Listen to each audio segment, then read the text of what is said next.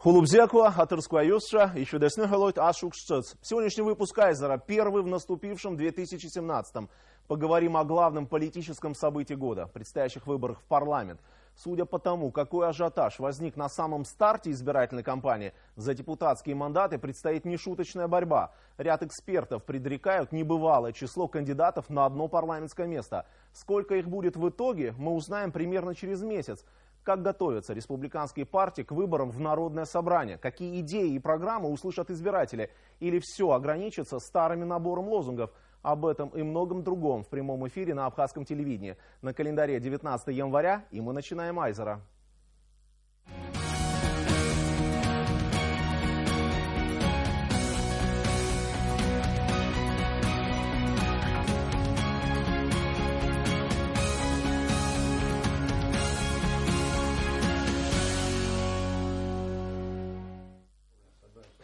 Чанов Зилошняет, Зилошабейт, Атырскваюсша.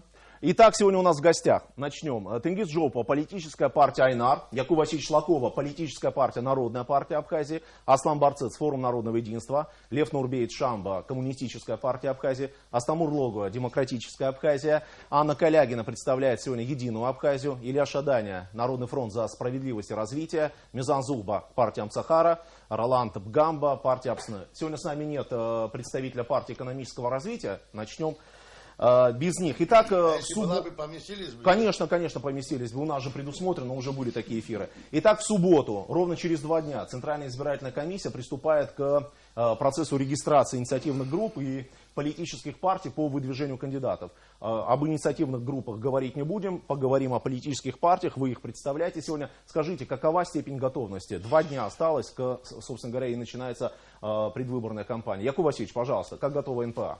Ну, знаете, готовность – это вещь такая, надо же все в контексте рассматривать. Уже давным-давно стоял вопрос, как сквозная тема, и все как бы на словах поддерживают, в том числе большинство депутатов, депутатского корпуса. Ну, перейти к более такой совершенной для нашей страны форме, как пропорциональная система выборов парламентских, или, по крайней мере, смешанной форме. Этого не произошло. Фактически парламент в нынешнем составе, ну, большая его часть, так скажем, поровну, там есть нормально, правильно мыслящие люди, действительно болеющие за судьбу страны, она заблокировала этот вопрос, понимаете, значит. То есть они не хотят движения к лучшему, вы понимаете, что получается? Это же трагично выглядит, печально, это трагедия, понимаете. Они хотят, чтобы все осталось по-прежнему. Но при этом политические партии получили возможность выдвигать своих кандидатов в каждом из 35 округов. Ну, внесены изменения соответствующие. Это мало что меняет, потому что речь идет о конкуренции программ.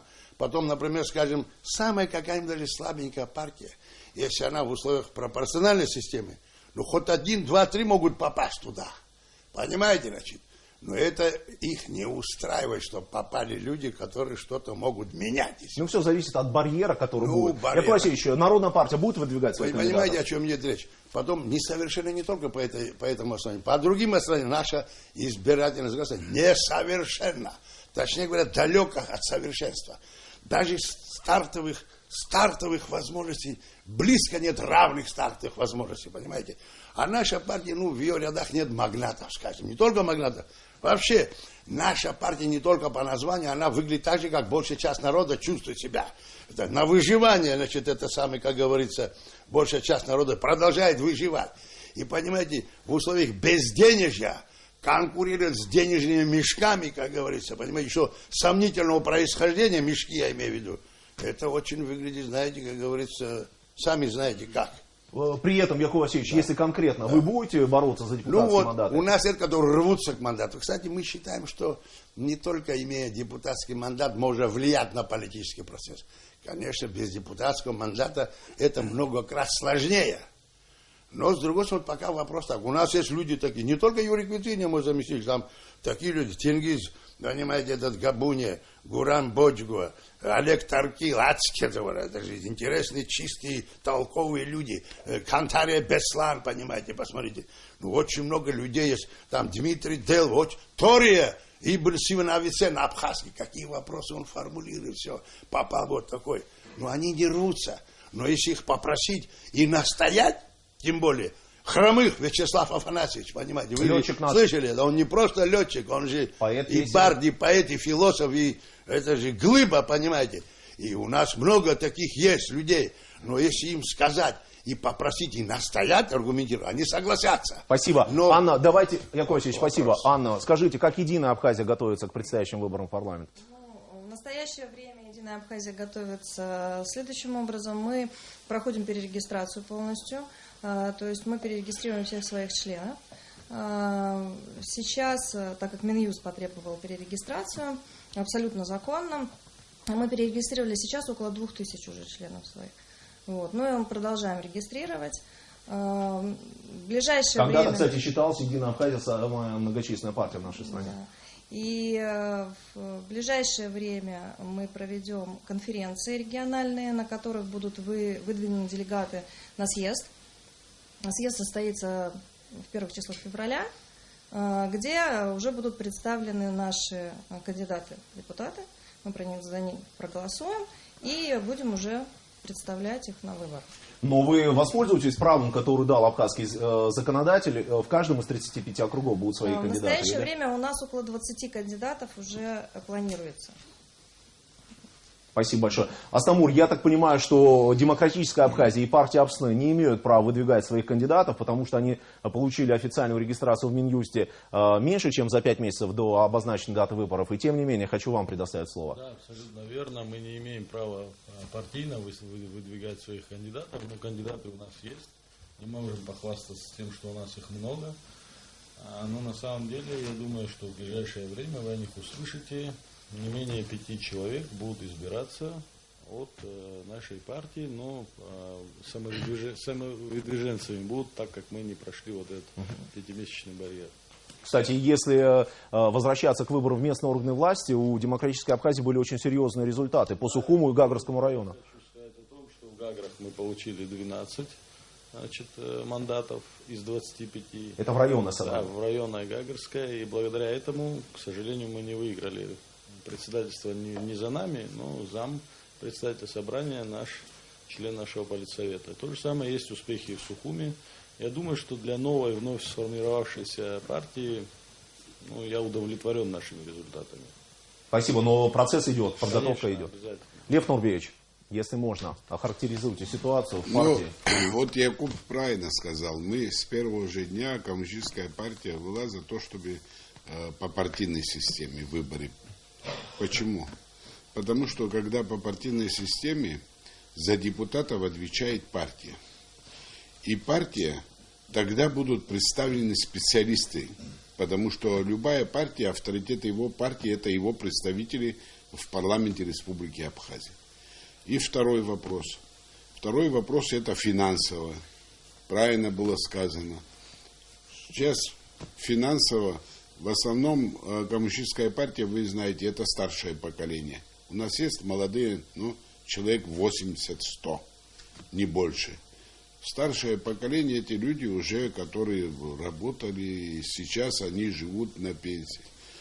А многое они прошли в жизни, хорошо разбираются в политике, в экономике, были крупными хозяйственными работниками, но они особого желания не имеют идти в депутаты. Наша партия будет выставлять своих депутатов в количестве 3 человек. Как вот было сказано, значит, проведем районные конференции там, где будут выставляться, а потом проведем съезд и выдвинем их. У нас есть четкая своя программа, мы социальные вопросы будем защищать. Дальше у нас есть разработанная программа по сельскому хозяйству. Лев Нурбеевич, если можно немножко приоткрыть скобки, как идет отбор непосредственно кандидатов внутри самой партии? Какие основные критерии? На что вы обращаете внимание? Основная критерия – опыт работы. Человек должен определенную школу пройти, чтобы стать депутатом, чтобы писать законы, или, по крайней мере, эти законы, когда пришлют, чтобы он разбирался, голосовать за или против. Я, например, мы категорически против того, что молодой человек, который трудовую книжку открывает и начинает с депутата парламента Республики Абхазия, он 5 лет там будет сидеть, за 5 лет он не разберется. Мы знаем такие случаи, когда человек сидит, И за 5 лет ни одно слово не произнес, в парламенте ни один закон не написал. Может, поэтому долго шли разговоры о том, чтобы поднять немножко, увеличить возраст, ценз. Да и возраст надо было увеличить, и по партийной системе надо было сделать ценз, увеличить. Мы здесь многое чего говорили, чтобы туда попали люди, которые на самом деле... Вот сегодня я обращаюсь не только к вам, коллегам своим, я обращаюсь к народу Абхазии. Пусть, вот вы говорите, что там руководство там не то, то не то. Вот сейчас шанс есть у нашего народа избрать депутатов достойных. Не так, что большая фамилия взяла, свое однофамильца выдвинула. Надо посмотреть это и выбрать человека, который 5 лет будет сидеть и писать законы, по которым мы с вами будем жить. Вот такие достойные люди, достойных надо выбирать, а не по родству, там, и, там товарищ, друг, родственник. Вот тогда наша Абхазия двинется вперед. Мы, если вот этот барьер, мы себя преодолеем, сами себя преодолеем в этом плане, у нас получится все. Надо, вот выборы у нас, я считаю, что это самые серьезные выборы вот сейчас, потому что мы должны избрать из лучших и лучших, чтобы наша республика в конце концов стала на ноги. Аслан, если можно. Да. Спасибо. Как форум готовится? Форум, я хочу сказать, что в ноябре осенью вот форуму исполнилось 10 лет, но никаких пышных торжеств по этому поводу не было. Форум готовится, форум серьезно готовится к предстоящим выборам в парламент. Мы понимаем, что борьба будет серьезная, мы понимаем, что многие политические партии, которые сегодня могут выдвигать своих представителей, среди них есть очень достойные люди, очень нужные люди государству. Что касается непосредственно форумовских выдвиженцев, их количество, то будет, как оно и положено, будет съезд, на котором будут определены кандидаты в депутаты. И после съезда это будет известно, как бы это будет все представлено на широкий круг общественности. Что касается... Но предварительный список уже готов, я так понимаю. Ну, предварительно наброски, конечно, есть, безусловно. Но еще такая вещь. Вот для форума не являются самоцелью, чтобы вот именно от форума, именно во всех 35 округах, такой самоцели нет абсолютно.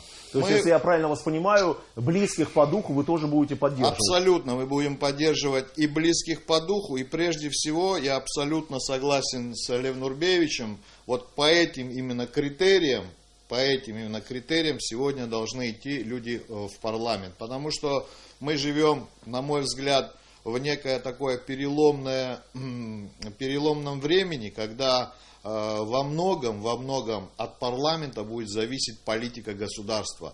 И вообще будет зависеть, как развиваться этому государству, какими путями, как мы пойдем.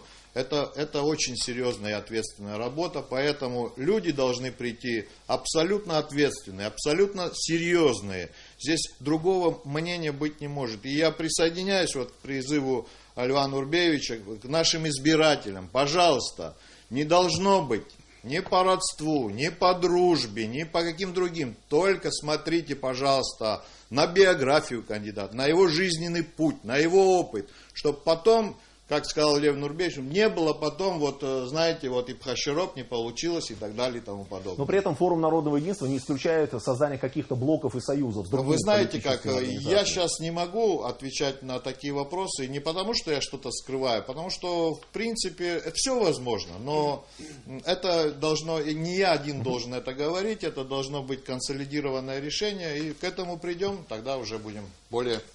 Предметно говорить. Да. Спасибо большое. А вот партия Айнар уже заключила, я так понимаю, союзнический договор о сотрудничестве с общественной организацией «Современная Абхазия». Тенгиз, скажите, как партия готовится? Ну, съезд мы уже провели в прошлом году, в декабре месяце. На съезде было принято решение делегировать право выдвижения кандидатов, принятия решений по кандидатам Высшему Совету. Сейчас у нас территориальное отделение за исключением 2, прислали свои списки. Ну, наверное, как только мы получим с 2 районов, Гудаутский и Гагрский район, мы соберем высший совет и потом будем утверждать. Есть наброски, да, мы, точно такого списка кандидатов пока у нас нет. Ну вот Единая Абхазия сказала 20, у вас сколько их? Ну, порядка 10 возможно. 10. Но кроме этого активно идет работа над самой программой, тоже активно мы работаем над каждым кандидатом, рассматривается на каждый округ, рассматривается несколько вариантов, несколько кандидатов. Те критерии, которые были здесь названы, я полностью с ними соглашусь. Я соглашусь еще и с тем, что это ключевой момент, важный момент, это предстоящему парламенту предстоит серьезная и тяжелая работа.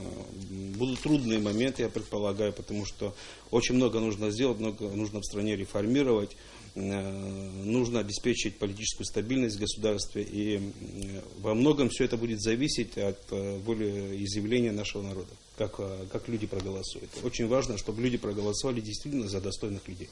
А вот вы сказали, что внутри самой партии идет какая-то селекция, отбор. Да. Скажите, как объясняете человеку, потенциальному кандидату, что вот он не прошел этот внутренний партийный отбор? Морально сложно, я думаю, это сделать. У нас есть орган Высший совет, где каждую кандидатуру мы рассматриваем. Мы учитываем, конечно, опыт человека, его уровень его образования. Это очень важная вещь, потому что депутаты, мы достаточно активная партия, всегда были активными. Каждый наш депутат достаточно активно себя вел в этом парламенте. И мы ожидаем от наших кандидатов того же самого. Я в том смысле, не обижаются тенгиз? Нет, не говорят, партия нас не поддержит, мы идем самого. Нет, не обижаются. У нас пока таких обид не было. Ну и окончательного решения, честно говоря, еще не принято. Должен еще собраться будет Высший совет и утвердить списки.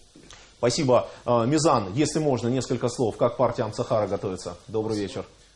Ну, как и все партии, мы фактически в абсолютном большинстве, но не во всех 35 округах, но в большинстве округах мы будем выставлять своих кандидатов. Чего касается, хотел прокомментировать то, что было ранее сказано. Наша партия, и в принципе мы считаем, что пока наша страна, наше государство не готово даже к смешанной системе. К системе выборов, в составе именно парламента, чего касается. Исходя из того, что даже сами мы, наверное, большая часть партий к этому не готова, наверное, фактически все партии к этому не готовы. Для того, чтобы проводить их, наверное, сделать смешанную систему в парламенте, для начала, наверное, можно было бы провести это на местном уровне.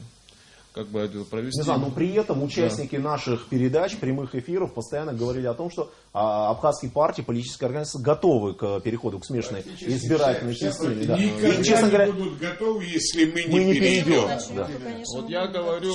Да, конечно, вы говорите за партию Амцахара. Я не перебивал и скажу так, сразу насколько переходить именно, что делать в систему парламента, можно было бы это сделать на местном уровне. И это показало бы, как это работает, дало бы время подготовиться партиям, и это стало бы действительно первым большим шагом. А после этого уже реформировать систему парламента. Нужно поэтапно действовать.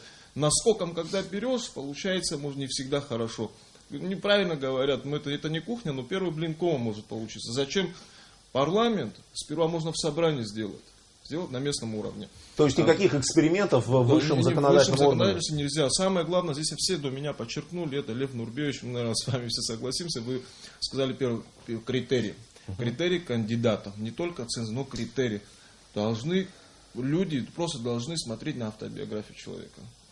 Ни родственник, ни там дядя, тетя, политическая принадлежность, должны смотреть на критерий кандидата. Потом, чтобы не получилось, многие люди возмущаются спустя, когда изберут того или иного кандидата. Во-первых, почему люди возмущены? Они не видят его творческую деятельность, скажем так, в парламенте. И помощь как избирателям люди не видят. Да, как бы, если человек хотя бы не смог себя проявить в парламенте, ну хотя бы вот это возмущение. Я все-таки думаю, сегодня наше общество уже, то, о чем мы с вами говорим, говорят уже и в обществе. Говорят, люди уже об этом говорят. Я думаю, в этот раз и сами люди всех проведут через сито. Сами наши избиратели, они проведут всех через сито, я в этом уверен.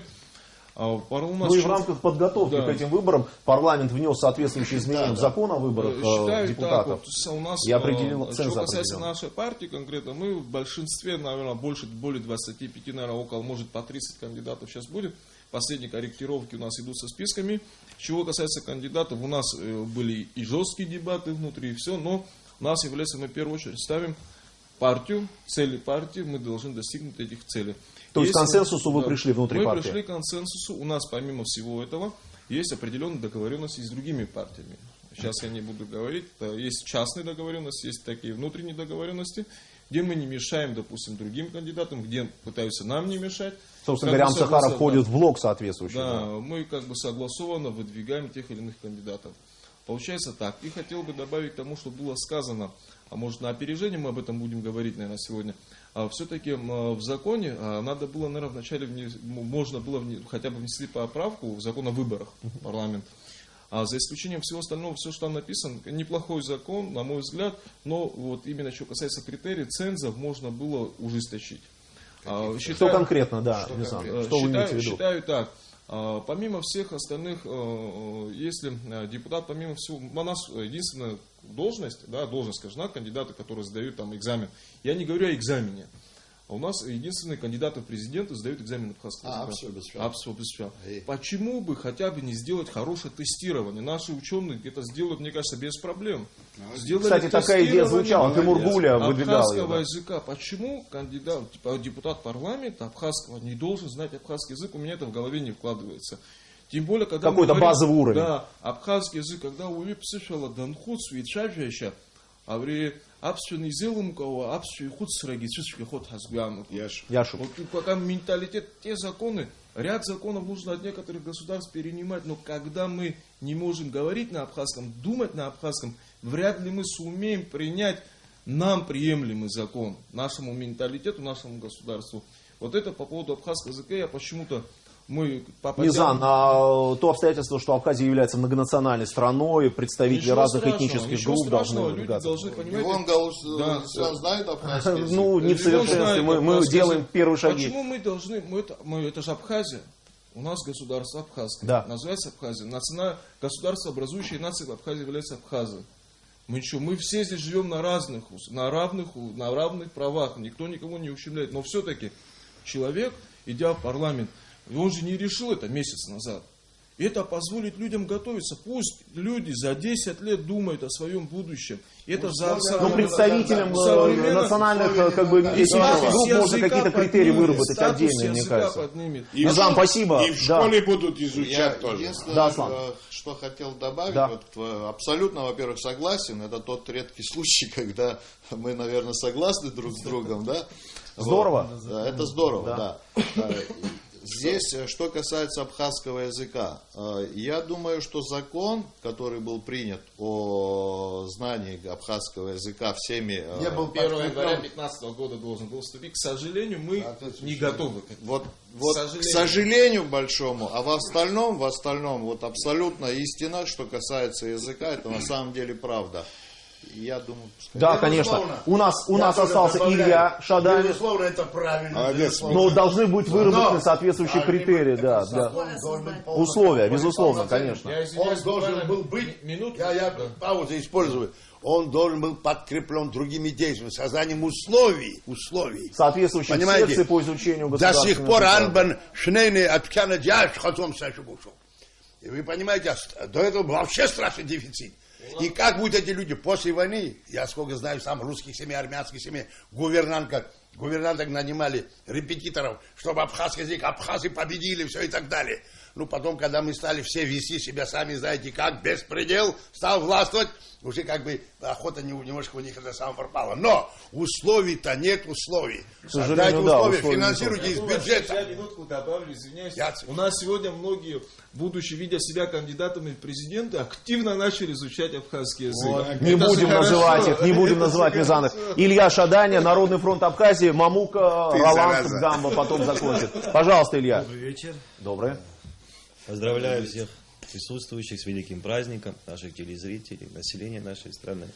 Кстати, спасибо большое. Мы упустили немного этот момент. Сегодня великий праздник. Конечно, Народный фронт готовится к предстоящим выборам.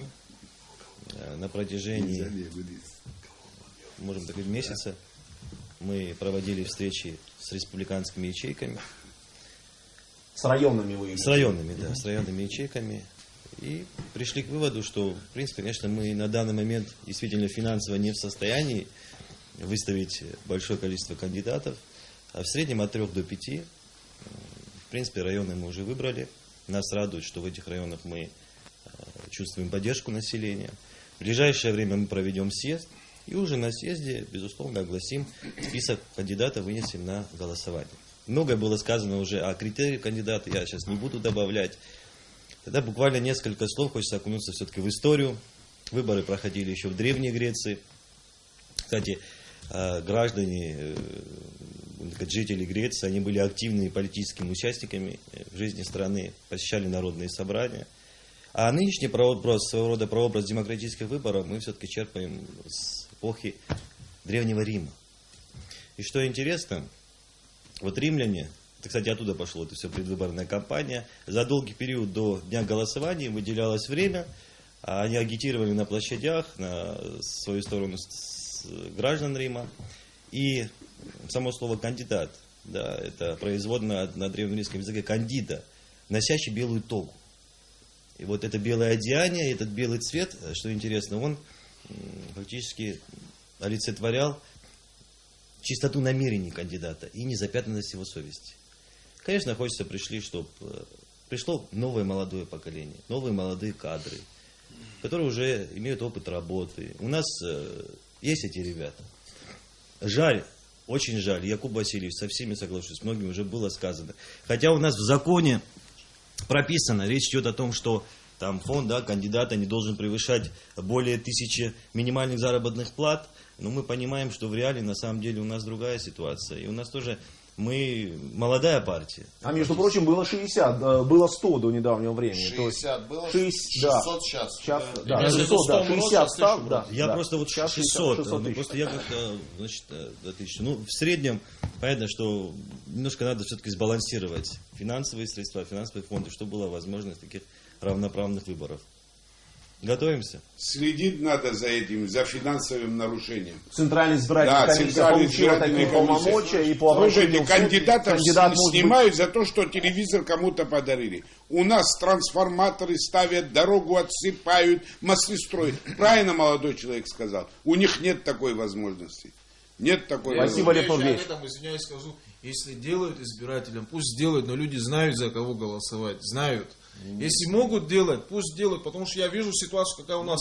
Если кто-то может. Я понимаю, это противозаконно, соглашусь. Мизан, По заявлению Центра избирком, Центр избирком может дорогу снять не видим. кандидата с Как регистрации. можно сказать, вот сейчас избиратели нас поймут, тем, у кого, допустим, 20 лет, трансформатор один на нагрузку, там 150-110 вольт, им ставят новый трансформатор, придите им, скажите, что пусть Мизан, вам не вот ставят. в дело, это называется Мизан. Давайте мы непрямой продолжим эту косвенный дискуссию. подкуп. Лев Андреевич, Асан, если вы Надо позволите. обвинить это закон.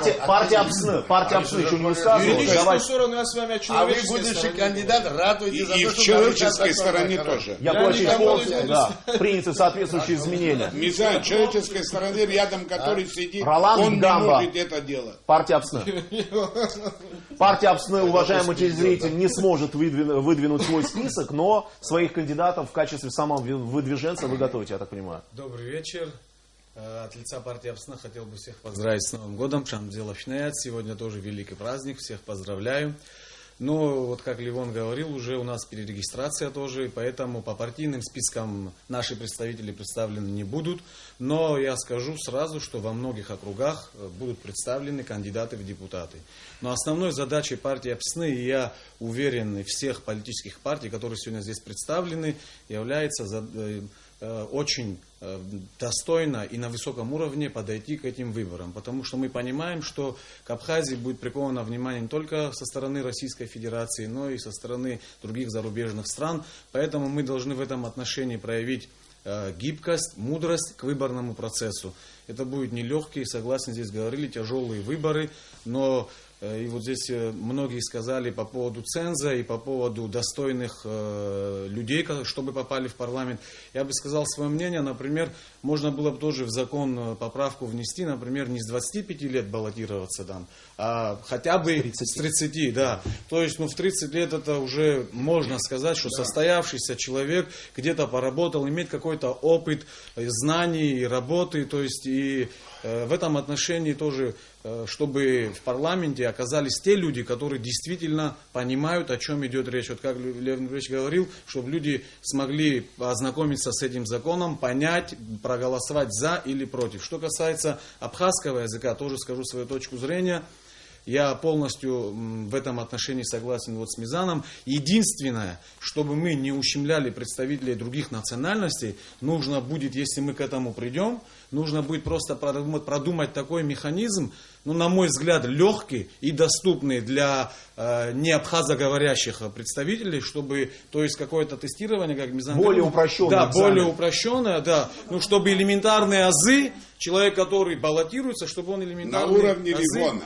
Да, да. Спасибо, На уровне Ливона, спасибо я большое. думаю, более Это чем, аванс для меня. более чем Спасибо. достаточно. Спасибо. Кстати говоря, что касается вот самого голосования, вот партия ПСН, насколько мне известно, мы направили всем представителям партии чуть-чуть изменить форму голосования. Скажу, о чем идет речь. Да, на мой взгляд, голосовать не против, а за. Давайте честно, вот я топ-зиги 5-6 фамилий, вычеркивать ту или иную фамилию как минимум неэстетично. Я, например, предлагаю такую вещь, вот, ну, в принципе, мы предлагаем такую вещь. Сделать графу за и против. Правильно, то есть во всем Об мире... этом, кстати, много говорили. Во всем мире это, в принципе, то есть, в принципе, на мой взгляд, даже удобно, во-первых, во-вторых, галочку поставить, во-вторых, я думаю, еще есть время, к сожалению, не знаю, сейчас вот если... Кажется, делают. Да, вот если парламент принял бы такое постановление, я думаю, и проще было бы нашим... Хотя бы одно хорошее дело сделал бы парламент. Кстати, в процессе подсчета очень много недействительных возникает бюллетеней, именно потому, что люди затрудняются правильно заполнить Мамука правильно бюллетень. сказал. Один говорит, я знаю, что мой однофамилец говорит недостоин, но его вычеркивать мне морально тяжело бы. Без шуток. Это неэтично. Да, Это это неэтично. Неэтично. Роланд, и тем не менее, сколько кандидатов АПСН готовят? Я бы Низам, если можно. Да, я бы сейчас количество не назвал, потому что у нас в партии тоже, я вот буквально сейчас тоже был на политсовете, приехал сюда. У нас, в принципе, основные кандидаты определились, но мы еще ведем обсуждение внутри партии, поэтому уже ближе, наверное, к самой дате будет видно, ясно, кто, все будут знать. Мы, естественно, озвучим. И, ну, во многих округах будут представлены представители нашей вот... Роланд, а чем при этом партия руководство, партийное руководство? Публичность кандидата, его компетентность, профессионализм, какие критерии? Ну, в этом отношении у нас тоже, в принципе, нет таких ярких дискуссий внутри партии. То есть мы единогласно принимаем решения, то есть каждый понимает, кто должен представлять партию. Это будут достойные представители, это будут достойные кандидаты. Критерии, конечно, естественно, и опыт учитывается, опыт в различной там сфере в нашей стране. То есть те люди, которые имеют... Законодательство. Да, то есть те люди, которые имеют какой-то маломальский опыт в общественно-политической жизни Абхазии, достойны представлять нашу партию, они будут представлены. То есть у нас там полное взаимопонимание. Спасибо большое. Да. Вот я не знаю, может я не прав, но у меня такое ощущение, что основная все-таки борьба развернется между самовыдвиженцами, а не между представителями партии. Почему-то все-таки даже сами партийцы не хотят себя ассоциировать с политической организацией, даже внутри самих партий. Они говорят, мы пойдем самовыдвиженцами лучше. Может быть... Чем вы это можете объяснить сами? Я объясню. Я когда не договорил, да. мне меньше всего как выпадает времени. Вот понимаете, молодой человек сказал о том, что вот пока не совсем готовы, надо транзит какой-то сначала с местных органов самоуправления. Это же не аргумент по существу. Вот речь идет о контроле. Речь идет о том, что, извините за выражение, вы говорите сито, народ сам будет сито держать. Это же так, это фигуральное выражение. Сито народ как может держать? А вот партия политическая, это более организованная публика. И если выдвигается от партии при условии пропорциональной системы, то тогда сито партийно. А партийность это просто там точно не будет наркомана, и тем более наркобарона. А сегодня идет к этому, что может попасть и такие люди, понимаете? Это же не просто так. Понимаете, контроля нет. Ведь сегодня что мы имеем? Тем более, что нет у нас императивного мандата нет, понимаете? Понимаете, что получается? Значит, сказал, что это кандидат в депутаты, поверили ему, стал он депутатом, потом повернулся спиной к своему избирателю, и никто с ним ничего поделать не может. Разве это морально, слушайте? Вот и потом говорите, квоты, там русские, армяне, слушайте, при чем тут парламент квоты? Я считаю, что независимо от национальности, Воронова нет сегодня. Вы поймите правильно, который был у нас Воронов, убили его, слушайте. Он в любой округ пришел, в самый абхазский, в самый армянский хотите. И там другие потеснились, уступили, что это величина был полезный человек. Ну нет номер 2 Воронова, слушайте, при чем это? А если хотите русский, исполнитель власти, вот Серикова назначили, министр финансов, вице-премьер, что мало, толковый парень, башка работает, честный, самодостаточный. Он сам сказал, когда президент пригласил, если не будет у меня получаться, я буду видеть, что стопор где-то мешает, все, я уйду обратно, значит, свой аквафон будет и так далее. Вы понимаете, значит? Ну, есть люди, найдите все. А при чем тут, когда выборы и даже квотирование? Тогда вернемся к советской системе. Яков Васильевич, вы сейчас имеете в виду Единую Абхазию, которая выступила с соответствующим заявлением по поводу квотирования. Я так понимаю. Это вы мне извините. Вернитесь в советской системе. Это заработать очки вот за 5 минут, вот так, понимаете. Мы все за. Но зачем это путем квотирования делать? Тогда что же получается? А где это? Когда пойдет пропорциональная система, тогда будет и контроль. Тогда и будет то, о чем вы говорите. Смысл будет тогда выдвигаться от партии по спискам, а не, как вы говорите, даже партии многие... Чтобы партия имела право заменить его, если он не годится. Может себя проявить в выборах, программу выставить, все и так далее. Яков Васильевич, у меня такое ощущение, я просто хотел бы проинформировать. Не хотят иметь ничего общего с партиями, мне кажется, с провластным, потому что есть определенные небольшие... Вот такой пример. Да, конечно. Король любого населения, сколько пример. Лещук. Вот. Я когда выдвинулся по Маяку, вы поймите правильно, прежняя власть, она говорит, нет, Якуба допускать нельзя. Хотя подумаешь, Якуб был бы при том парламенте, что бы там мог решать. Так настояли ребята, буквально сухуда руки твора, сухуда. Я не мог это самое отказаться уже в конце. Я отказывался долго, спросите людей, знают. И 18 голосов я все проиграл. Там была мощь, такая мощь, административный ресурс, 18 голосов. Что теперь эти люди говорят? Они жалеют. Что Лещук оставил там, извините. А что, если Якуб, там русскоязычное население большой процент. А что, если был бы Якуб Лакоба, что, он там ничего не оставил, никакой след, что ли? Причем тут это в данном случае... Спасибо, Яков Васильевич. Астамур Логуа, Демократическая Абхазия. Что вы думаете? Саша, я вообще хотел сказать, вы, по-моему, тема передачи была, с чем мы идем... С чем идем? Да, мы все обсуждаем какие-то околопарламентские вещи. На самом деле, хотелось бы сказать, что мы как партия не новая, скажем так, политическая организация, однако уже делали предложения, и вот ряд наших предложений, скажем так, программ, мы хотели бы, чтобы их приняли. Еще раз напомним, к сожалению, все слышат, все говорят, да, очень хорошо, но никто особо после этого не занимается дальнейшим продвижением этих программ, которые, на мой взгляд, абсолютно точно бы не помешали. Мы предлагали программу будущего Абхазии. Эта программа будет стимулировать как рождаемость, так и развитие туризма в Восточной Абхазии. Создастся там целый коттеджный поселок. При рождении 3-го ребенка абхазская семья, я имею в виду люди, которые живут в Абхазии, граждане Абхазии, будут получать от государства земельный участок и под невысокий процент будут получать коттедж в кредит. Эти коттеджи они будут сдавать в будущем, зарабатывать деньги. Во-первых, они как семья будут зарабатывать. Во-вторых, наконец-то в Восточную Абхазию начнет приезжать турист российский, которого мы так ждем. Хотя нами... Он и так приезжает, но не в таком количестве. Я хочу сказать, что мы, как партия, занимаемся отдельной программой развития Восточной Абхазии, и в ближайшее время, это совершенно никак не связано с выборами, я думаю, что под выборы мы не успеем, но после выборов мы ее опубликуем, и вы не услышите. Какие еще идеи? Я скажу вам, кадровый резерв, мы презентовали эту программу, она должна быть на государственном уровне принята. Кстати говоря, президент о ней сказал вскользь. После этого мы услышали, что торгово-промышленная палата при палате открыла там и так далее. Но мы считаем, что это должна быть именно государственная программа, в которой будут задействованы все наши абхазские районы, где каждая администрация будет этим заниматься. Потому что мы должны знать, в конце концов, какие специалисты нам в будущем нужны в Абхазии.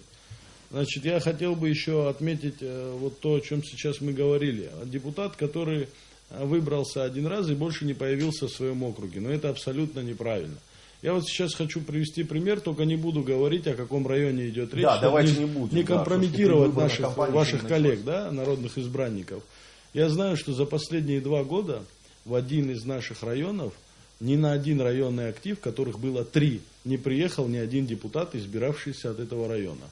Ну, кто-нибудь мне может объяснить, как человек, который избрался от этого района, ни разу не посетил районный актив? Он не знает, чем живет его район.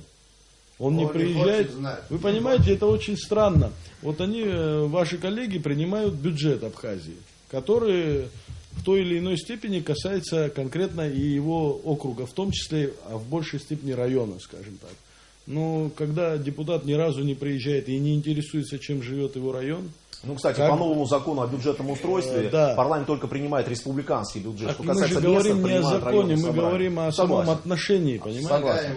И потому я считаю, что надо на самом деле сделать так, и мы это будем предлагать, чтобы избиратели имели право отзывать своих депутатов за тех, кого они проголосовали, если они не видят должного внимания и правильной работы.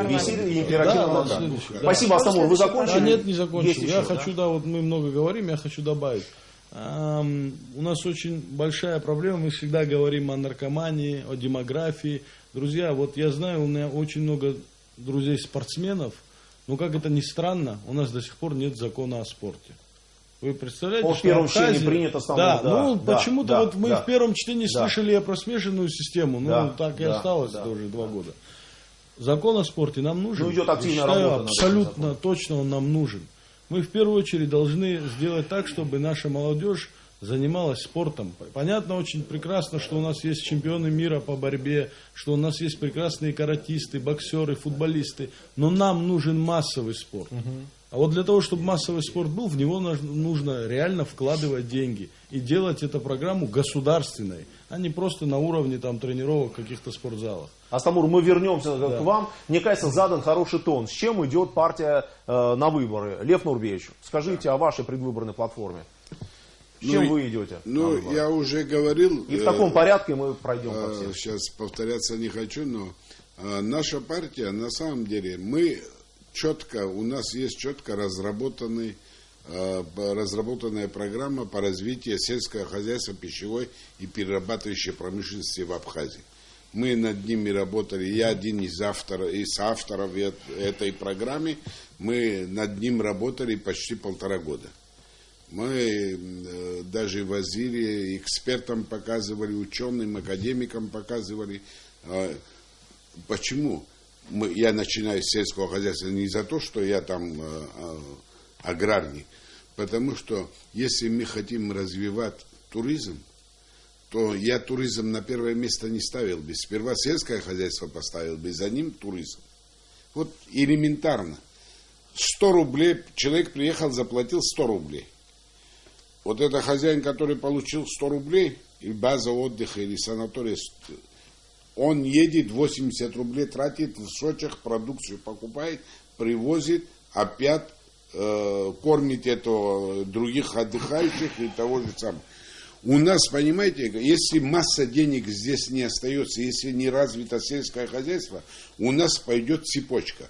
Если нет, значит, денежное наличие в Абхазии не остается, значит, банковская система будет хромать. Банковская система будет хромать, кредитная система хромает, кредиты не получите, а дальше развитие экономики не получите. Вот это все взаимосвязано. Нам нужна хорошая программа. Вот программа разработанная, Олег Несторович, до меня, но конкретно теперь. Стратегия до 25 года. Да, стратегия есть, но конкретно до 25 года. Мы сказали, стратегия до 25 года. Ура, похлопали. Ну, вроде бы Минэкономики работает над отраслевыми какими-то. Надо работать отраслевыми, и надо четко канал финансирования. Что можно в этом году сделать, что нужно в будущем году, что можно через 5 лет сделать. Вот это серьезная сельскохозяйственная программа. Вы понимаете, я, например, категорически, многие сейчас со мной не согласятся, но я категорически тоже со многими не соглашаюсь, когда говорят, что вот инвестиции идут в село, мол, сельское хозяйство поднимается. кто-нибудь из нас подумал, сельское хозяйство поднимается, тепличные комбинаты строят, но наши селы пустеют, люди уходят. Потому что селы у нас в селах, назовите одно село, где есть производство, где человек может выйти, заработать, одеть своего ребенка, отправить в институт, что-нибудь поехать, сахар, кофе, что-нибудь купить. Такое село.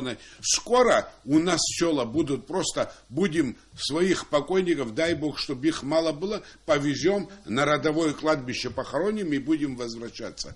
Это большая трагедия. Надо думать об этом, потому что я, когда говорю село, мы говорим о языке. Язык, культура, самобытность, все это исходило от села. Сегодня, если мы село теряем, мы откуда это все возьмем? Откуда будем черпать это? Источник откуда? Это и есть очаги, конечно же. Можно Буквально две минуты. Вот у нас да, здесь, кстати, лежит по поводу развития сельского хозяйства и увязывания его с туризмом. Да. Хочу сказать, что есть богатый опыт Турции. Вот давайте обратим внимание на ту же Анталию, да, вокруг вот этих поселков городского типа, скажем так, где расположены туристические объекты, все села завязаны именно под эти туристические объекты. То есть там очень четко распределено, понимаете, да, что одни выращивают помидоры, другие картошку, и тем самым люди нормально на селе зарабатывают. Спасибо. Аслан, потом Анна, потом вы, Яков Васильевич. Аслан, пожалуйста. Безусловно. Форум народного единства. Какая программа? Да, безусловно, если можно, является основным направлением является то, что вот сейчас где-то с успехом, где-то не очень пытаемся продвигать в жизнь. Что я имею в виду? Это, значит, туризм. Он как основной локомотив, который тянет экономику вперед. Естественно, туризм нуждается во многом тоже реформации, нуждается в обновлении, нуждается в очень многих таких вещах. Вот простой пример, то, что говорили про сельское хозяйство, и мы туристов принимаем, но их надо достойно принять, достойно обслужить, накормить, показать, рассказать, представить Абхазию в лучшем свете и так далее и тому подобное. На все это нужны определенные специалисты, то есть это образование этих всех вещей, я имею в виду специалисты, которые будут этим заниматься, и контроль. У нас огромные внутренние резервы. Вот кто-то критикует, кто-то говорит, да, надоело это уже слушать, но факт остается фактом. Рицинский национальный парк в разы увеличилось, пещера, значит, курорт Пицунда. То есть подвижки есть. Конечно, хотелось, безусловно, кому не хочется, чтобы это было лучше и так далее, и так далее. Есть и проблемы определенные. Проблемы есть и в правоохранительной, значит, области. Понимаете, турист не приедет, и аграрий, ты ничего не сделаешь, никакое производство не сделаешь, если в стране не будет нормального правопорядка. Без этого тоже никуда не денешься. Поэтому здесь как бы вытаскивать, выдергивать одну сферу и как бы оставлять в стороне другую тоже не получается. Здесь надо вот именно последовательно, кропотливо, целенаправленно вытягивать всю эту ситуацию. Самое главное, нам надо потихонечку учиться зарабатывать самим деньги. То есть создавать такие условия в стране, чтобы денежку мы здесь зарабатывали, чтобы мы не ждали, откуда-то она придет сегодня или не придет. Большая проблема у нас с энергетикой. Вы понимаете, мы говорим, предприятия надо создавать. Да, надо создавать, но любое предприятие нуждается в электроэнергии. Понимаете, электрооборудование, двигатели. То есть на сегодняшний день страна вплотную подошла к тому, что мы испытываем дефицит электроэнергии. Вы поймите, что благие пожелания можно как бы, это понятно все, но если не будет толкового электроэнергии, нормальной электроэнергии, то и качественной, да, то никакой реформатор, никакой самый умный экономист ничего не будет сделать. То есть есть вещи, которые необходимо ежедневно, кропотливо, это как рутина, она иногда даже может и затягивает, замыливает, но это надо делать. Спасибо большое, Аслан. Да. Перейдем к Ане, к Единой Абхазии. Анна, ко всему прочему, является председателем Союза туристического, президентом Союза. Да, пожалуйста, Анна, вам слово. Туризм — это мой конек, но я не буду на него Нет, какие идеи, да. выдвигает Вот, Единая Абхазия на в сегодняшний преддверии день мы выборов? уже пришли к выборам, и у нас есть два факта, которые присутствуют. Да? Первый факт: мы не поменяли систему выборную, и мы пришли к тому, что у нас сейчас в обществе существует некая разрозненность, да, и при нашей политической обстановке сегодняшней, очень напряженной такой, есть такие некоторые моменты, что мы можем не получить явки избирателей или прийти к какому-то такому несогласию. Да? С чем идти на выборы? При этом вы опираетесь на данные явки на декабрь месяц, когда прошли до выборов по двум округам. Да, конечно. Вот. И к чему идти прежде всего сейчас на выборы? С чем идти на выборы? Но с чем идти на выборы? Нужно попрошу народ прежде всего обратить внимание, конечно, на тех кандидатов, которые выдвигает партия. Потому что партии, как уже сказали коллеги, они выдвигают тех кандидатов, которые они уже проверили по критериям, и которых они уже знают. И за ними стоит партия, которая будет контролировать те действия, которые они будут делать в парламенте. Парламент все-таки это народное собрание, это не городское собрание, где нужно просто положить асфальт, посадить деревья или сделать что-то такое. Это дело городского районного собрания. Народное собрание – это жизнь страны в целом. И прежде всего нужно закончить те законопроекты, которые у нас еще не приняты. Те законопроекты, которые еще в подвешенном состоянии находятся. Их нужно принять. Они тоже, я не буду их все перечислять, они тоже очень важны для страны, для развития экономики, предпринимательства, для развития туризма, для развития сельского хозяйства. Их очень много. И разрабатывать новые законопроекты. Помимо этого, конечно, нужно обратить внимание на кадры, нужно обратить внимание на те квоты, которые мы отправляем наших ребят, студентов учиться в Россию. Нужно сделать, конечно, мониторинг какой-то и посмотреть, какие же все-таки нам профессии нужны, чтобы ребята не оставались у нас в России, чтобы они приезжали сюда, а очень многие, я знаю, приезжают, сталкиваются с тем, что сейчас в России тоже кризис, кадров мало кому нужно, и приезжают сюда ребята, они оказываются у разбитого корыта. Они в своей стране никому не нужны. Поэтому нужно думать, на какие профессии и куда их отправлять. Вот. Также... Кстати, на те профессии, которые нам нужны, практика показывает, что особо конкурса не бывает. Анна, если вы закончите, то мы перейдем к Якову Васильевичу Лакоба, к Народной партии. Ну, понимаете, программа, у нас она насыщенная программа, и сейчас обо всем мы не можем сказать даже о толике. Да. То есть сегмент какой-то буквально. Да. Ну, прежде всего, конечно, реформа. Реформа, значит, системы избирателей. Надо выводить страну из трясины. А это очень важные факторы и условия, каков будет парламент.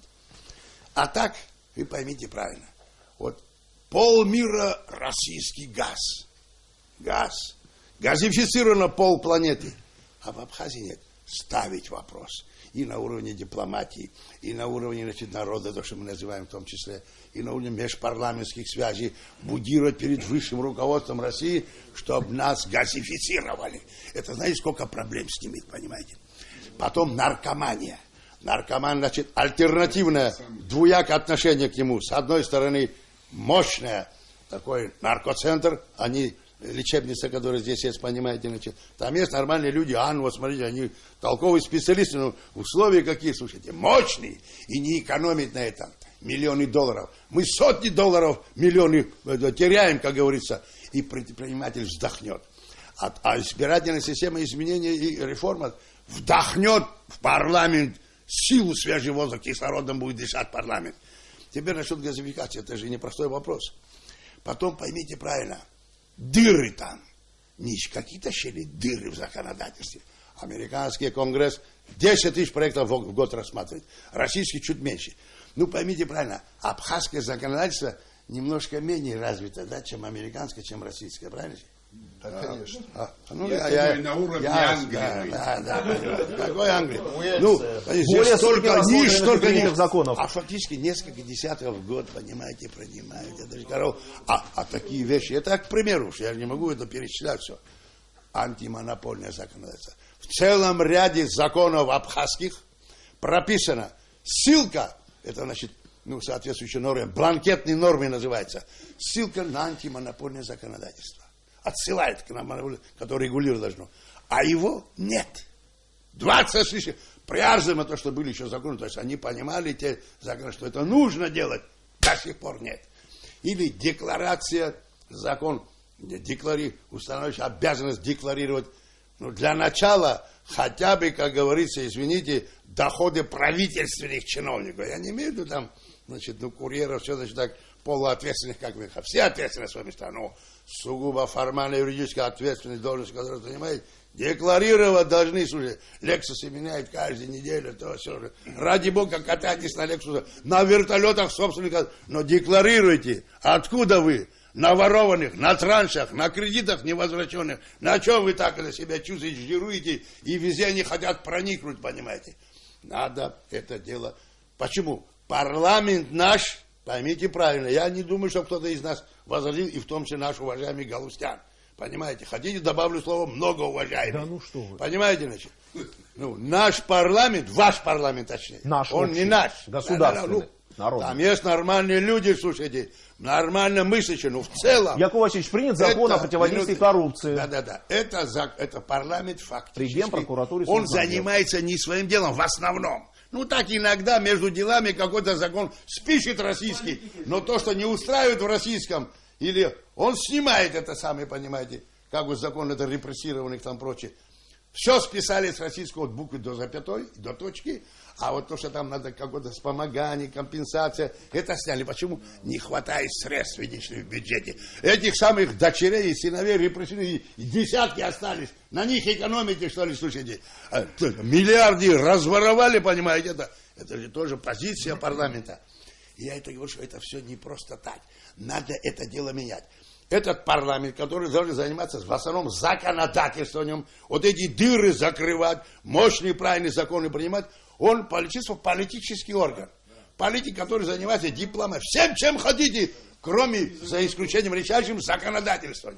Это же не дело. Или стал коллективным маклером. Я публично это говорил об этом как-то.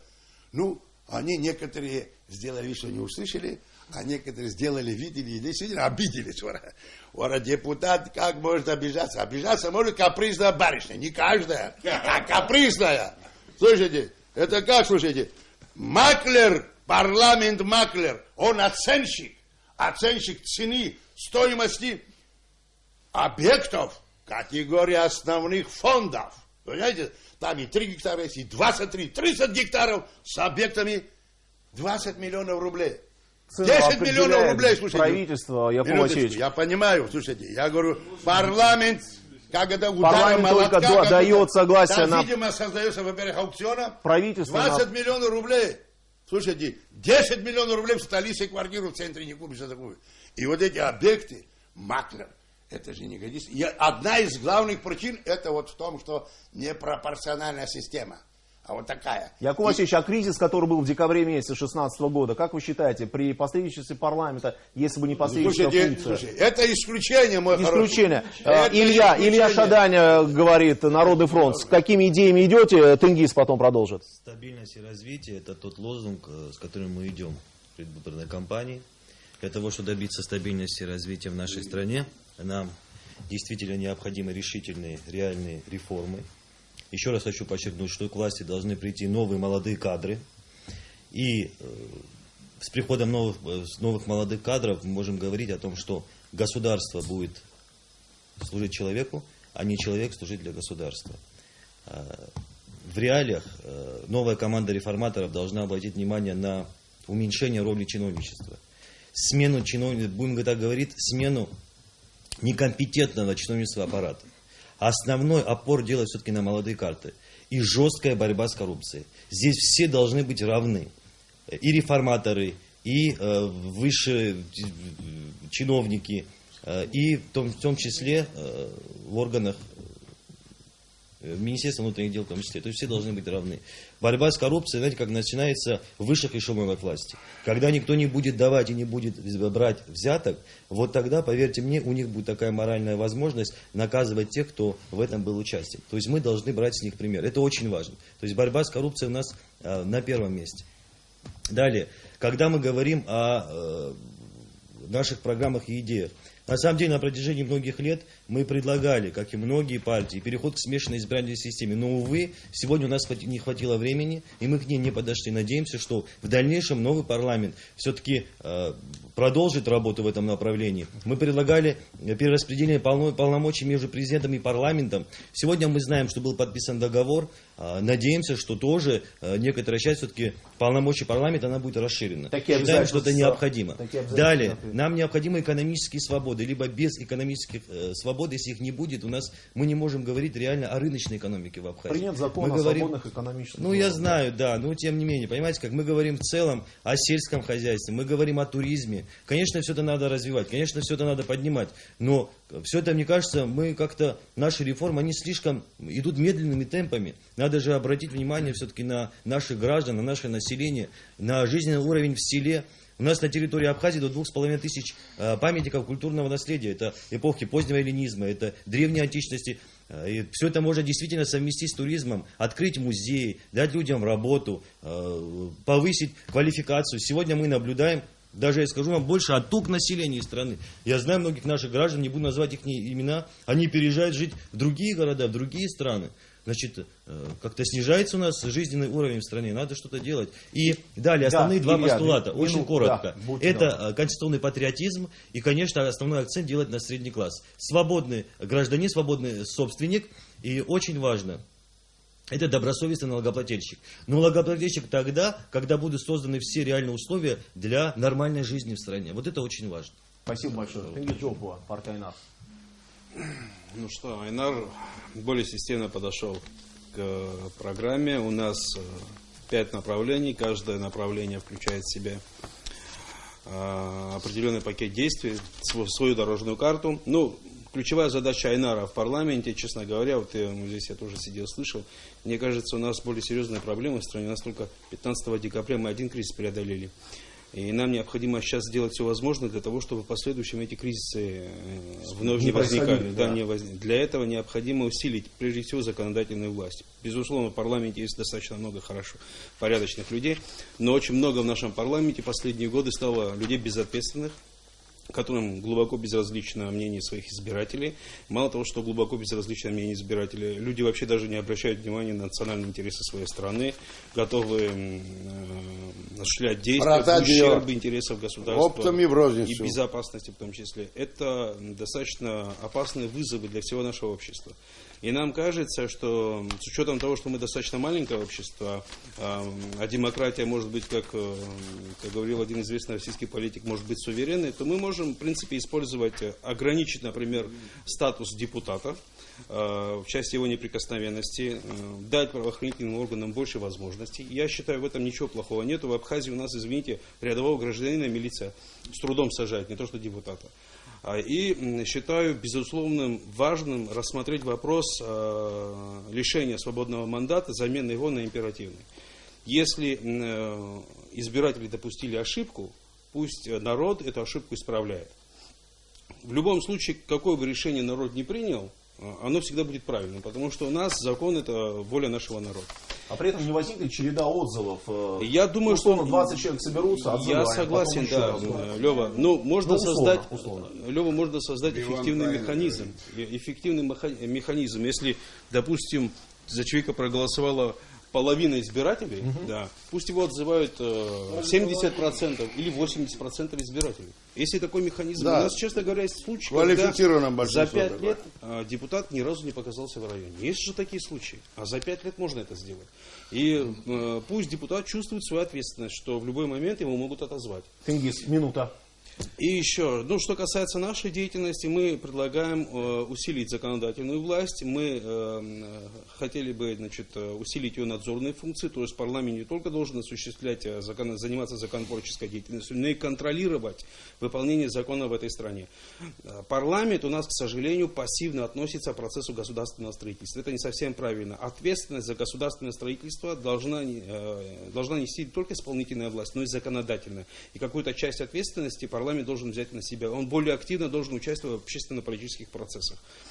У нас есть, мы готовились к парламенту, у нас есть готовый закон о борьбе с коррупцией, у нас есть несколько законопроектов, мы сейчас работаем над законопроектом о сохранении и развитии нации, у нас есть предложение по реформированию местных органов власти, мы считаем, местным органам власти нужно предоставить больше полномочий, чем они имеют сегодня, и дать людям возможность хотя бы научиться самостоятельно жить.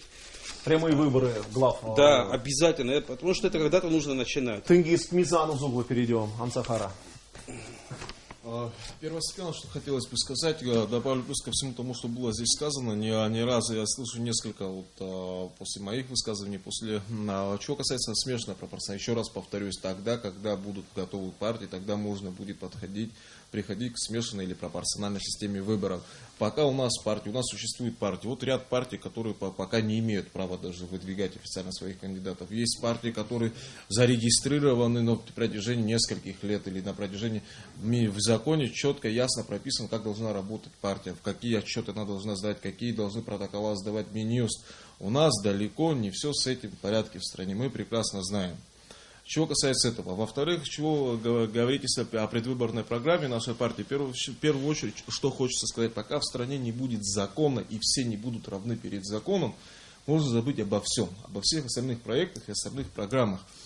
Чего касается права, первостепенно необходимо реформировать правоохранительную систему надзора исполнения наказания.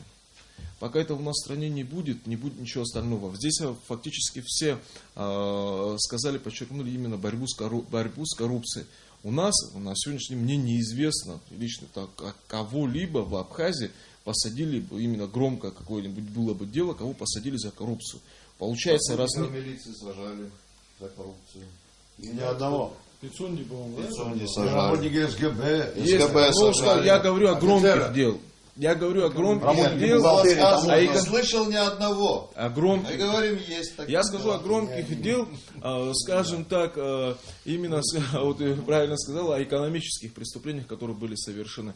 Мы в ряде видим где-то какие-то отчеты на бумагах. Кстати говоря, есть неплохие попытки отчеты. были перед предыдущим генпрокурором, слушайте, даже... Попытки были, но, к сожалению, это не было превращено в дело. Чего касается законности, у нас мы, когда наблюдаем такую ситуацию в стране, когда не то, что какие-то, скажем так, руководители тех или иных организаций или министерств, когда люди, руководители министерств, которые должны следить за сохранением, за исполнением закона, за исполнением системы наказания и надзора, когда они сами нарушают этот закон, тогда о каком законе можно сегодня говорить в Абхазии? В первую очередь нужно, я согласен абсолютно с тем, что нужно, необходимо дать парламенту надзорную функцию. Что парламент, есть, говорилось о законе о спорте, правильно? Есть закон о парламентском расследовании. Какие еще все-таки в таких вопросах надо быть более серьезными. Будьте добры, скажите, с чем все-таки политическая партия Амсахара идет на выборы? Если можно, несколько конкретных идей, которые вы предлагаете. Что касается, я говорю, реформирования, в первую очеред, правоохранительной системы, надзорной, скажу следующее. Чего касается, и немаловажно у нас вопрос, знаете, как есть предложение, даже именно демографического плана. И вопрос, он связан прямо с вопросом репатриации не только наших братьев, которые живут в Турции, и для нас немаловажным вопросом является вопрос гальского населения. Те средства, скажу так, необходимо пропорционально использовать средства, которые мы имеем. Пропорционально это как? Мы все прекрасно знаем и понимаем, сидящие здесь в зале, наши зрители, наши слушатели, что в Гальском районе абсолютное большинство проживающих являются этническими абхазами. Ну, являются гражданами Грузии, Мизан, в том числе. Я сейчас не к этому говорю. Что теперь с этим населением делать вы предлагаете? Закон предлагает, им будет выдан вид на жительство. Им будет как иностранным гражданам. Необходимо проводить там работу. Надо интегрировать наше общество. Нельзя их...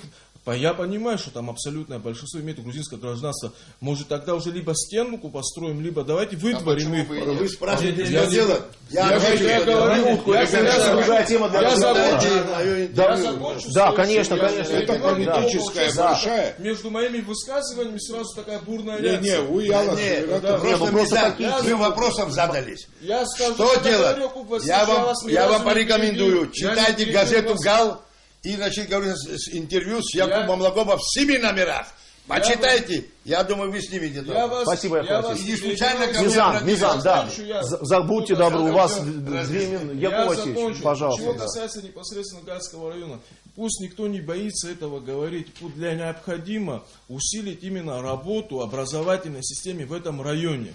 Как границы сейчас несколько пунктов закрылись, так ужесточить нужно эту границу. Необходимо в первую очередь туда направить специалистов абхазского языка, не просто отдать им достойную зарплату, чтобы они хотели туда ездить учиться. Почему мы, когда мы делаем иногда, знаете, как для нашего государства, это фактически фантастически, когда у нас получается привезти наших братьев из Турции, здесь отдать им жилье, дать какую-то работу, какие-то пособия выплачивать. Тогда, когда у нас есть такие же этнические абхазы, я не говорю о сегодняшнем их миропонимании, понимании собственного происхождения, я и говорю о этническом происхождении. Нам, мне кажется, на мой взгляд, не тяжелее, по крайней мере, работать с этим населением, чтобы интегрировать их в абхазское общество, когда мы за моря привозим сюда Интегрировать наших должны. абхазов. Спасибо большое, спасибо. Я Аслан, не будьте могу добры. не Мы больше отреагировать. часа работаем. 2 секунды. Да, не могу буквально не секунду. отреагировать на слова, я Да, очень извиняюсь, да. Мизана.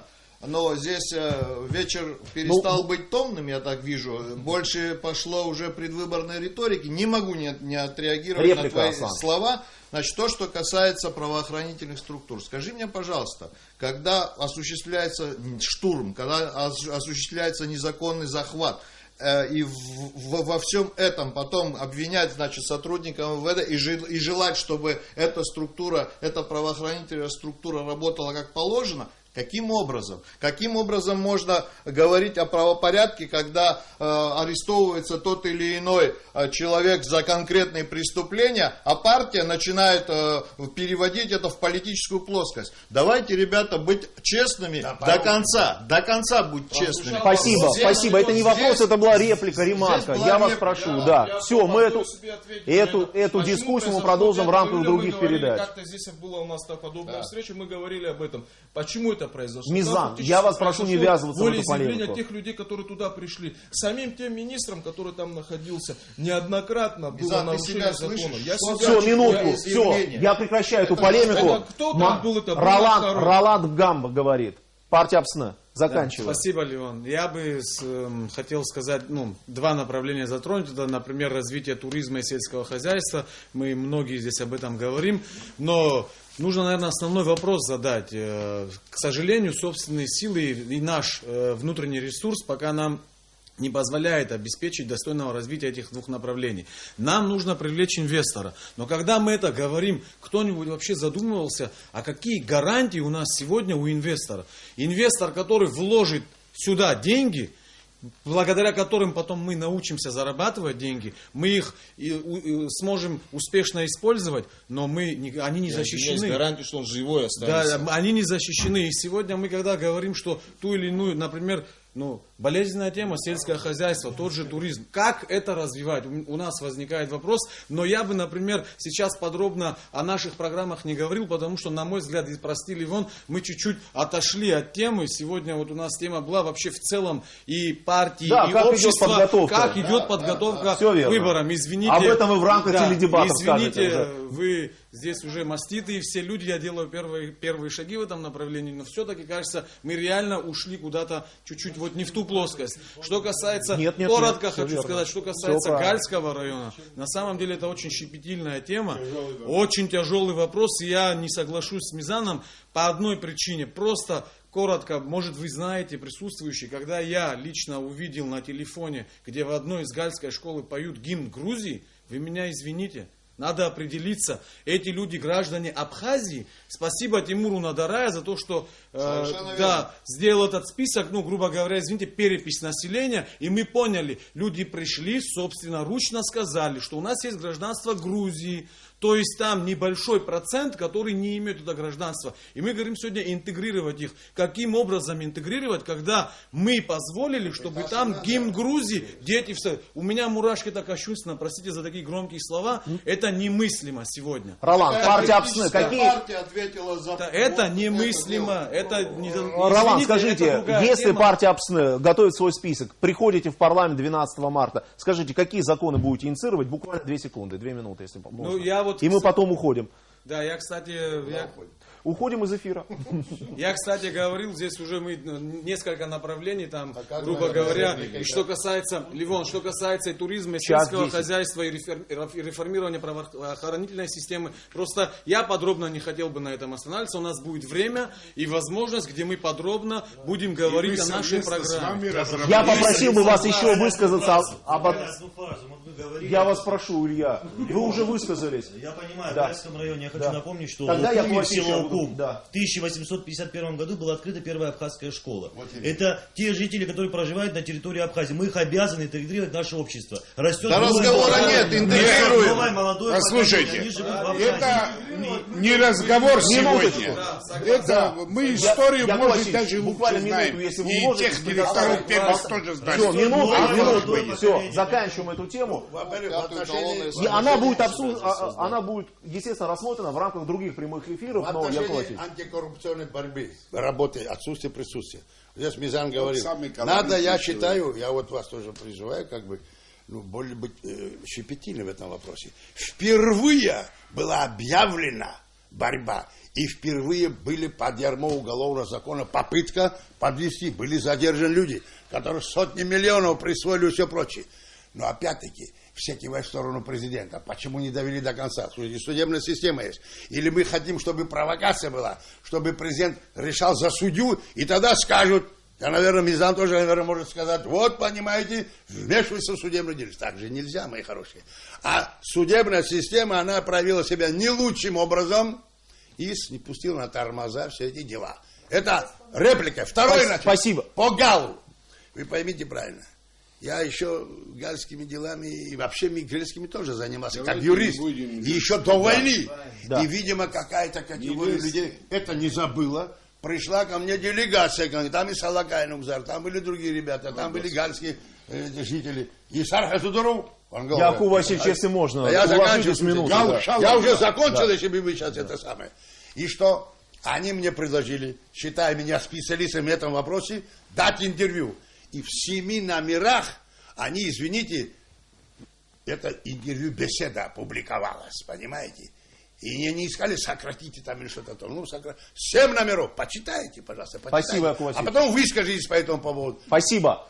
Уважаемые коллеги, под занавес нашей передачи я хочу сообщить вам о том, что у меня есть 2 новости. Как водится, одна хорошая, другая плохая. Начну с плохой. С участием лидеров и представителей политических партий мы сегодня выходим в эфир в предпоследний раз, потому что Центральная избирательная комиссия нашей республики готовит теледебаты с участием кандидатов в депутаты. И по всей вероятности некоторые здесь присутствующих тоже будут в этой роли. И поэтому участие в передаче Айзера могут расценить как дополнительную агитацию. Именно поэтому мы немного видоизменим наш проект и обязательно его продолжим в эфире АГТРК. Мы начинали нашу передачу с мнения о том, каким этот проект выдался для вас. И вот хотели бы завершить ее тоже несколько оценок с вашей стороны. Тенгиз, начнем с вас. Каким был этот проект? 3 месяца были в эфире, если можно. Буквально несколько слов. Тенгиз, пожалуйста. Проект был хороший, была возможность. Ну, во-первых, мы, самое главное, познакомились друг с другом. Это уже хорошо. Очень много было проблем здесь обсуждалось. У нас появилась площадка, по крайней мере, где у нас появилась возможность поговорить между собой. Не на улице где-то, а здесь, чтобы поговорить публично, поговорить о проблемах, которые существуют в стране. Проект был полезен. Его необходимо, безусловно, продолжать. Это 100%, безусловно. Ну, я рад, что мне в таком формате уже встретимся после выборов в парламент. Яков Васильевич, вам слово. Что я могу сказать? Проект, конечно, интересный, впервые такое. Нужно наращивать его. Что это не тоже замечание, а рекомендации. Понимаете, 10 партий, 1,5 часа, иногда 1:20. Вы сами говорите, час иногда бывает. На 10 партий это опять-таки это почти ничего. Вот только успели как бы познакомиться действительно. Но мы же знаем, что некоторые купаются в эфире. Часами одна персона сидит и беседует, говорит, медленно причем. Якуб Лакоба вынужден говорить скороговорком. Мне говорят, ты медленно говорить не можешь. Я говорю, могу. Но у меня всегда цейтнот. Проблем много. Формулированный. Надо выдавать. Как проект, Яков Васильевич? Минуточку, я и говорю. А тут 10 партий, час-полтора, по 2, по 3, по 4 минуты. Учтем, обязательно учтем, Яков Васильевич. Это нужно менять. Надо хотя бы 3 часа, 2,5 часа. ну тогда люди сумеют что-то членораздельно сказать, не скороговоркой. Спасибо, понимаете? спасибо. Аслан Барцец, форум Народного единства. Мне лично проект нравится, но скажу такую банальную вещь. Зритель голосует кнопкой. Поэтому на сегодняшний день вам, телевизионщикам, виднее. Наверное, вы получаете информацию о своих рейтингах, передачах. Ну и после эфира наверняка и вам звонят, Аслан. Ну, нам звонят обычно близкие родственники и восхищаются, как мы хорошо выступили. Лев Нурбеевич, вам слово. Счастливый человек, ими восхищаются. Ну, я что хочу сказать. Вот Тенгиз правильно сказал, что мы все партии собрались, познакомились, ближе друг к другу узнали, знаем, кого что беспокоит. Это уже хорошо. Во-первых, те телезрители, которые нас смотрят, если смотрят, я думаю, смотрят, но они тоже знают, как мы думаем, какая партия, какую линию. Так что эта передача очень даже положительная. Я считаю, что его надо продолжить в другом ракурсе. Спасибо большое. Астам Урлогова, Демократическая Абхазия. Наверное, двух мнений быть не может. Отличный проект. Слава богу, на телевидении появилась площадка. Ну, что-то хочу добавить. Давайте сделаем иной раз темы более конкретными, чтобы был предметный разговор и услышать мнение различных политических организаций по конкретным темам, чтобы это не было... Принимается. Да, принимается. Вот об этом хотелось. Анна, Единая Абхазия, Калягина. Проект очень хороший. Самое важное, что нас слышит народ. Что народ слышит мнения различных партий, что партии могут поговорить друг с другом и прийти к какому-то единому даже иногда заключению, к одному единому мнению. Это очень положительно. Илья Шаданя. Да, проект действительно очень интересный, познавательный. Благодарю за такую площадку, за возможность высказать нашу позицию по тому или иному вопросу. На телевидении население нас слышит и делает свои выводы. Спасибо. В первую очередь, конечно, поблагодарить за предоставленную возможность говорить о своих позициях, о своем видении. Еще хотелось бы просто добавить в качестве какой-то рекомендации формат. Якуб Васильевич, я с вами соглашусь в этом вопросе, что эфира не может формат чуточку изменить, чтобы человек мог изложить свою суть. А как там получается обрывисто, друг друга недопонимая. Может человек, если бы у него было бы еще несколько минут, как бы сумел бы донести свою мысль. Все равно звучат, вот, формат как-то у Соловьева, вот как бы если чуть-чуть вот такой был бы, было бы, я думаю, эффективнее. Так, тем более, слушайте, 50 раз в день, вот это жокей, кофе, жокей. Да. Вы поймите, слушайте. Без рекламы, я уже выпили это. Без рекламы. Ну, может, есть смысл все-таки лаконичнее тоже. Это, может быть, и к вам нужно отнести. Лаконично высказывать свои мысли. Роланд Бгамба, партия АПСН. Спасибо, Левон, я тебя поздравляю. И спасибо руководству канала, что такая возможность есть сегодня. Спасибо. Что появилась такая площадка, где представители различных партий, организаций, общественных движений могут встретиться, обсудить и донести до общества свои мысли. Ну, на мой взгляд, конечно же, иногда здесь очень острые вопросы поднимаются, и это очень важно. Если бы еще это все, некоторые идеи воплощались бы в жизнь, это было бы вообще замечательно. То есть, чтобы отсюда вышли, все услышали, и там и тот же парламент услышал, те же представители различных министерств, и какие-то выводы делали для себя, и принимали бы какие-то решения, которые бы были бы во благо общества. Я думаю, было бы намного легче нам жить всем. Спасибо вам. Юмор где? Юмор ваш. Спасибо большое. Кстати, о юморе. В следующий раз, если мы с вами пересечемся в эфире, я свое время, свою возможность вам предоставляю, уступлю. То есть я поговорю минуту, вы поговорите 7 минут. Лишь бы не 2 часа здесь. Юмор. Уважаемые друзья, спасибо. Вот на этой положительной ноте, наверное, и завершим наш сегодняшний прямой эфир. В рамках собрания мы говорили о готовности партии к намеченным на 12 марта парламентским выборам. Оценку действующему созыву Народного собрания даст время. Одно очевидно, прошедшие 5 лет были насыщены судьбоносными событиями. Это и кризис 2014 года, и последний, в декабре 2016. Парламент всегда был на острие, старался максимально содействовать стабилизации ситуации. И, к счастью, это получалось. Каким будет новый созыв высшего законодательного органа, страна узнает ближе к концу марта. Возможно, среди избранников появятся участники нашего телепроекта. Во всяком случае, мы всем из вас желаем удачи. Я, Левон Галустян, благодарю вас за внимание. Айзера продолжит свое вещание в эфире АГТРК. Скоро увидимся. Доброй ночи. Абзерас.